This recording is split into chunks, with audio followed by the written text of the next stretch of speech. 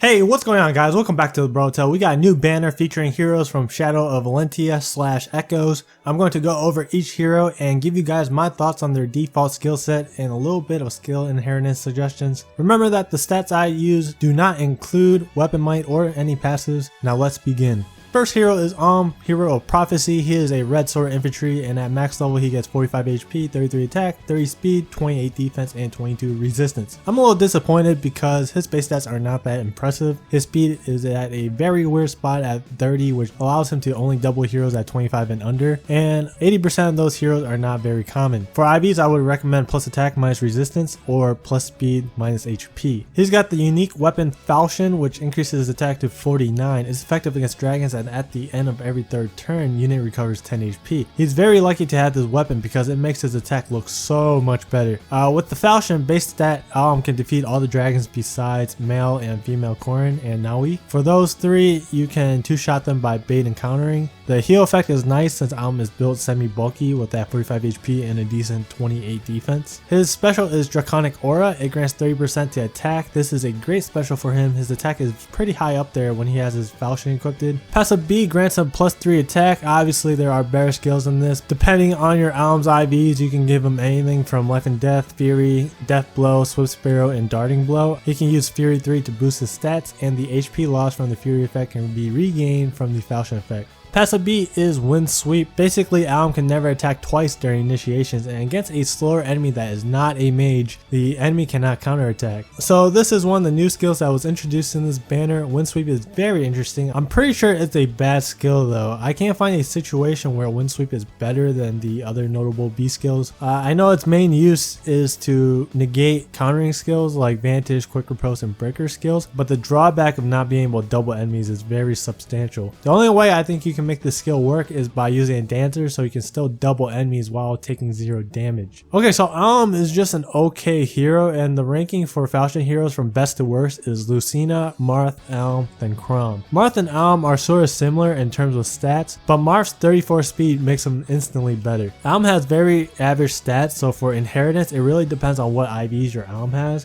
As for notable inheritable skills, I guess Wind Sweep is the only one because he's the only one that has it in the game. Should you pull? He's only worth pulling if you don't have any good reds, otherwise no. He is second best in the banner, and a few more stats in the right places would have gotten him in first place. Next hero is Lukas, Sharpe Soldier. He is a blue lance infantry unit that maxes at 45 HP, 35 attack, 22 speed, 38 defense, and 17 resistance. So the big stat that he has is his defense. 38 defense makes him tied for the second most defense out of the whole cast. This insane defense of his allows him to survive the first round of hits from every single axe hero in the game, and he can even survive 2 hits from Hector's Armads. That's crazy. However, his low speed and resistance does make him very vulnerable to a lot of mages out there. His weapon is Killer Lance plus has a might of 11, so his total attack is 46. Pair this up with a special like Bonfire or Ignis, and Lukas can deal some really good damage. Lukas can do some work with Brave Lance plus, but I would recommend just keeping Killer Lance plus. There are so many other Lance heroes that can use Brave Lance plus better than Lukas can.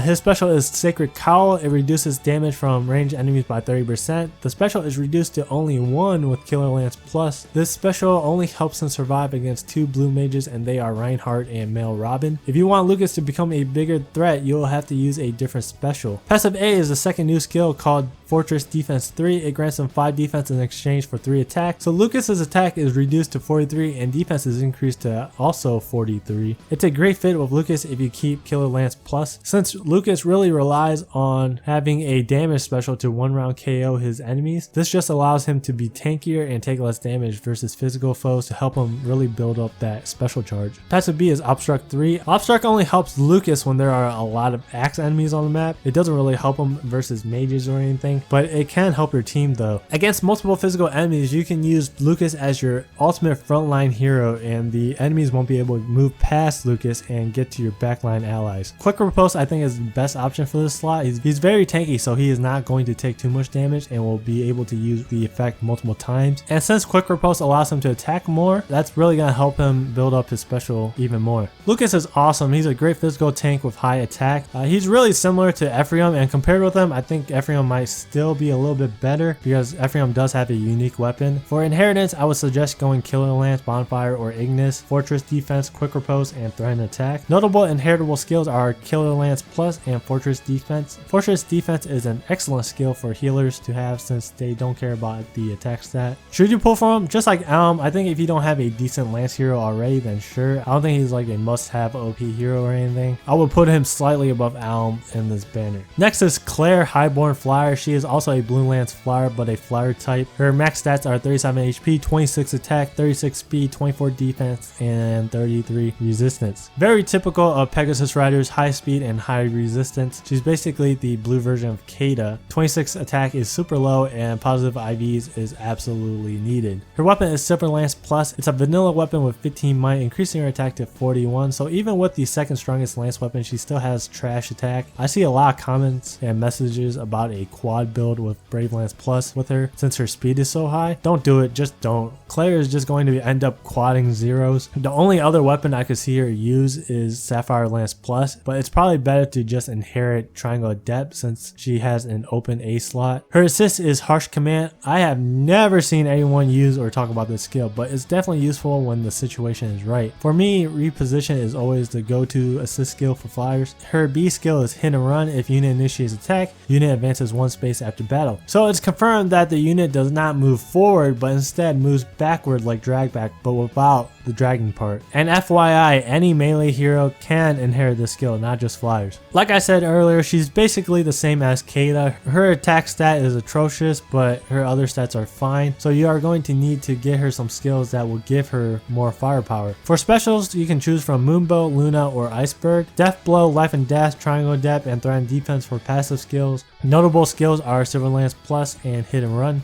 Should you pull for it? No. Pegasus Riders are popular as blue types. There are just so many of them, and Clair will just have a hard time competing with them for a slot on a team. Plus her base kit is underwhelming and needs a lot of work done to be worth considering. Last hero is Faye, Devoted Heart. She is a neutral bow infantry hero, and at max level she has 42 HP, 30 attack, 25 speed, 26 defense, and 31 resistance. So when evaluating bow units, attack and speed are extremely important stats. Bow types are colorless types and have no disadvantage against any other type, so you want to make sure you want to build them as glass cannon as possible. Faye has a decent attack at 30, but the speed is so bad. She can only one round KO 3 of the 17 flyers out there. Like, really? Come on, bruh. Defensive stats are nice, but it's not ideal for archers. Her weapon is the new one called Fire Sweep Bow Plus. It has 11 might, increasing her attack to 41. I think this is a strong weapon and lets your archers safely attack against Hector, Ryuma, dragons, and countering skills. Brave Bow Plus is another option for her as a weapon to help her double enemies. Noontime is her special. It's a 3 charge and heals 30% of damage dealt. A healing special on an archer is quite interesting. I would recommend using Iceberg as an alternative that can utilize her high resistance for bonus damage. Wings of Mercy 3 is her B passive. She can TP around at 50% or lower HP. It's a nice skill, but there are better options. One alternative is Seal Attack 3 for this slot. Since Faye is built kind of beefy, she can safely attack into anyone and reduce her attack by 7. That will increase her chances of surviving on the enemy phase. Another option is Poison Strike 3. This will help her guarantee at least 10 damage.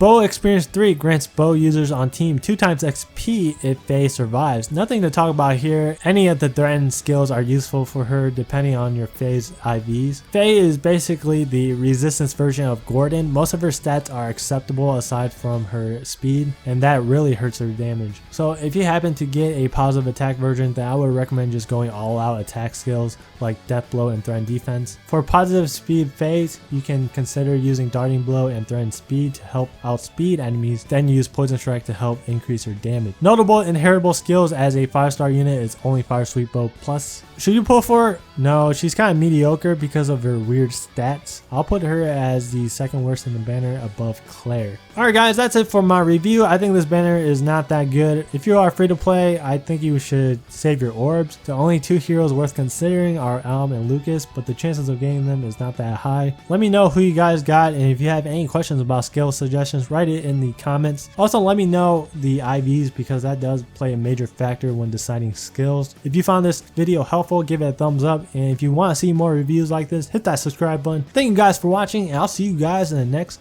video.